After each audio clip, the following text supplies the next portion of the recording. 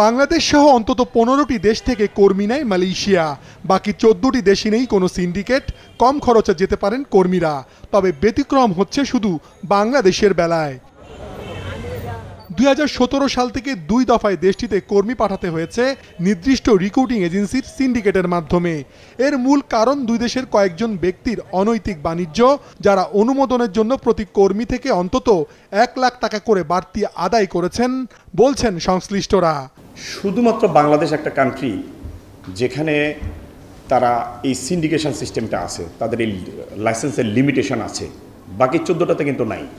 সাবেক যে স্বৈরাচারী সরকার, ফ্যাসিস্ট সরকারকে আমরা যারা বলি, তাদের প্রত্যক্ষ পরোক্ষ বিভিন্নভাবে তাদের মন্ত্রী, এমপি, তাদের এই লোকেরা তাদেরকে প্রত্যক্ষ সহযোগিতার মাধ্যমে এটা হয়েছে। সেখানে 1,07,000 টাকা এই পদ্ধতিটার ফি ছিল, যেটাকে আমরা চাঁদা বলি।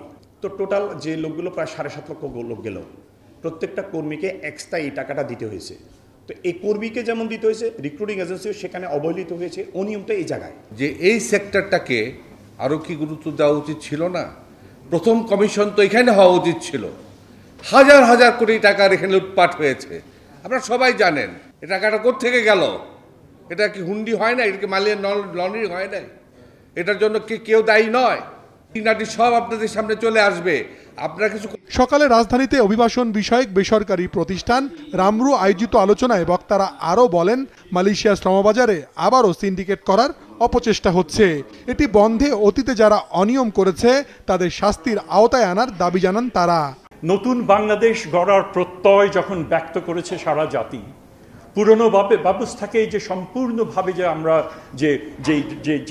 যে বন্দোবস্ত ছিল সেটাকে আমরা বলছি আমরা রিজেক্ট করি, সেটা যদি করতে হয় তাহলে আমাদের অর্থনীতির সবচেয়ে বড় যে খুঁটি এই লেবার মাইগ্রেন্টস, তাদের ব্যাপারে আমরা কি করছি সেটা আমাদেরকে নিতে হবে। এবং সেই কারণেই প্রথম কাজ হচ্ছে অতীতের যে অন্যায় সেগুলোকে বুঝতে চেষ্টা করা কেন হয়েছে এবং তার বিরুদ্ধে কার্যকরী ব্যবস্থা গ্রহণ করা। Double million offer, Walton fridge কিনে পেতে পারেন 20 লক্ষ টাকা, রয়েছে কোটি কোটি টাকার নিশ্চিত উপহার। তো আপনি যদি অপরাধ করেন, অপরাধের যদি বিচার না হয়, তাহলে অপরাধ কি কোনোদিন বন্ধ হবে? কোনোদিন বন্ধ হবে না। আমরা যদি ইভেন ইন্ডিয়া বা নেপালের সাথে তুলনা করি, আমরা কেন পিছিয়ে গেছি এটা আমরা শুধু একাই রিক্রুটিং এজেন্সি বা বারার মেম্বাররা এটা ঠিক করতে পারবো না। এটার জন্য সরকারকে এগিয়ে আসতে হবে, সিভিল সোসাইটিকে এগিয়ে আসতে হবে, এনজিওদেরকে এগিয়ে আসতে হবে। সিন্ডিকেট ও ভিসা বাণিজ্যের কারণে মালয়েশিয়ায় যেতে বাংলাদেশি কর্মীদের গুনতে হয়েছে 6 লাখ টাকা পর্যন্ত, অথচ নির্ধারিত খরচ ছিল মাত্র 79,000 টাকা।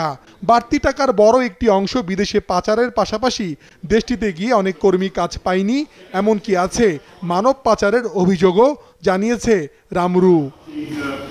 মাশরেক রাহাত, মাছরাঙ্গা সংবাদ, ঢাকা।